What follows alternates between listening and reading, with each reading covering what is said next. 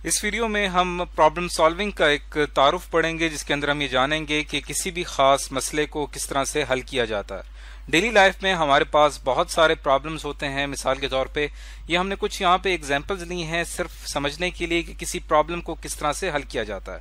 ऐसे अगर किसी स्टूडेंट ने एग्जाम के लिए प्रिपेयर करना है तो वो उसके लिए एक प्रॉब्लम है और वो उसको सॉल्व करेगा। या अगर आपके आसपास किसी बिल्डिंग में आग लग जाती है तो ये भी एक प्रॉब्लम है। या अगर आप क्रिकेट खेल रहे हैं और आपको 14 बॉल्स में 13 रन रिक्वायर्ड हैं तो इस प्रॉब्लम को सॉल्व आपने करना है। इसी तरह अगर आपने किसी खास जगह पे 10 मिनट्स के अंदर अंदर पहुंचना है तो ये भी आपके लिए प्रॉब्लम। तो हमारे पास एक बहुत लंबी लिस्ट है जो प्रॉब्लम्स हम सुबह से लेकर रात तक फेस करते हैं। मुख्तलिफ सिचुएशंस में हमारे सामने कुछ प्रॉब्लम्स होती हैं जिनको हमने हल करना होता है। अब जैसा कि इसके अंदर 5th एग्जाम्पल है, इसको हम समझने की कोशिश करते हैं कि अगर आप घर का रास्ता या अगर कोई शख्स घर का रास्ता भूल गया है तो ये एक प्रॉब्लम है।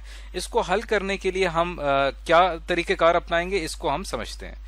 तो अब जैसे कि आप देख सकते हैं कि यहाँ पे एक मैप दिखाया गया है जिसमें उस शख्स की पोजीशन जो है वो यहाँ पर है और वो यहाँ से मूव करना स्टार्ट करेगा अपनी जगह से, और ये यहाँ तक उसने पहुंचना है, अपने घर तक उसने पहुंचना है। तो उसके लिए हम क्या करेंगे कि उसको कुछ इंस्ट्रक्शन देंगे। जैसे कि पहली इंस्ट्रक्शन हम उसको देंगे मूव फॉरवर्ड। इसके ऊपर जब वो अमल करेगा तो उसकी मूवमेंट जो है वो फॉरवर्ड की तरफ शुरू हो जाएगी। एक पॉइंट ऐसा आएगा जहां पे सामने हर्डल है, रुकावट है, तो यहाँ पे हम उसको अगली इंस्ट्रक्शन देंगे जो कि होगी मूव डाउनवर्ड। इस इंस्ट्रक्शन को फॉलो करने के बाद उसकी पोजीशन डाउनवर्ड की तरफ मूव होना शुरू हो जाएगी।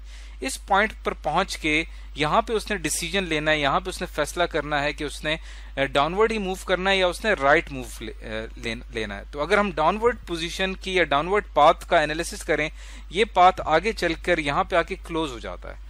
तो इस वजह से हम यहाँ पे डिसीजन लेंगे कि यहाँ से राइट मूव करना चाहिए, तो अगली इंस्ट्रक्शन यहाँ पे हम इसको देंगे मूव राइट। तो आप देख रहे हैं कि इस तरह से हमारे पास इंस्ट्रक्शंस की एक तरतीब तैयार हो रही है, इंस्ट्रक्शन का एक मजमुआ तैयार हो रहा है जिसको हम सेट ऑफ इंस्ट्रक्शंस कहते हैं। अब ये जो सेट ऑफ इंस्ट्रक्शंस हैं, इन सेट ऑफ इंस्ट्रक्शंस को एल्गोरिथम कहा जाता है। एल्गोरिथम बेसिकली होता ये है किसी भी प्रॉब्लम का स्टेप बाय स्टेप सोल्यूशन होता है। जैसे कि इस मसले को अगर आप देखें तो इसके अंदर हम एक स्टेप बाय स्टेप एक सोल्यूशन को फॉलो कर रहे हैं, उस पर हम अमल कर रहे हैं। तो यहाँ पे जो ये है ये तमाम एल्गोरिथम है इस मसले का। जब यही इंस्ट्रक्शन हम कंप्यूटर में टाइप करते हैं ताकि कंप्यूटर हमारे लिए वो स्पेसिफिक टास्क परफॉर्म करे, तो इस अमल को प्रोग्रामिंग कहा जाता है। और जिस लैंग्वेज में हम टाइप करते हैं उसे प्रोग्रामिंग लैंग्वेज कहते हैं। तो इस पूरे एग्जाम्पल का प्रोग्रामिंग से और कंप्यूटर साइंस से और आगे चल के जो हम सॉफ्टवेयर बनाते हैं उससे बहुत ही गहरा ताल्लुक है। इसके अंदर जो स्ट्रेटेजी, जो हिकमत अमली इस्तेमाल की गई है, वही हिकमत अमली आगे चल के सॉफ्टवेयर बनाने में इस्तेमाल होती है। तो इस एग्जाम्पल में हमने देखा कि हर प्रॉब्लम का जो सोल्यूशन होता है उसके अंदर हमारे पास कुछ इंस्ट्रक्शंस होती हैं। तो इससे पहले जो हमने कुछ प्रॉब्लम्स देखी हैं, तो यहाँ पे जो पहली 4 प्रॉब्लम्स हैं, इन 4 प्रॉब्लम्स का में आपने ये करना ये है कि इन चारों प्रॉब्लम्स का आपने एल्गोरिथम तैयार करना है, यानी आपने इनकी सेट ऑफ इंस्ट्रक्शंस तैयार करनी है, बिल्कुल इसी तरह जैसे कि हमने एग्जाम्पल नंबर 5 में किया था।